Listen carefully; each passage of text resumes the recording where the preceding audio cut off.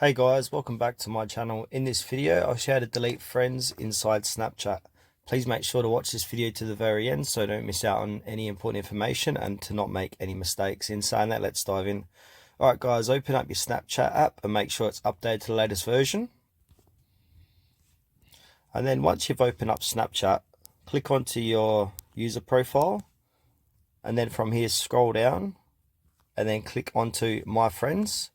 This is where a list of all your current friends are kept.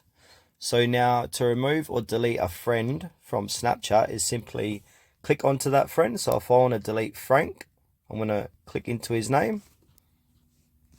Click into his name again. Click onto the three dots, top right hand corner of the page here. And then click on Manage Friendship. And here you got a few options. You can block, report, remove friend, or edit display name. But we want to remove that friend. So go ahead and click on remove friend.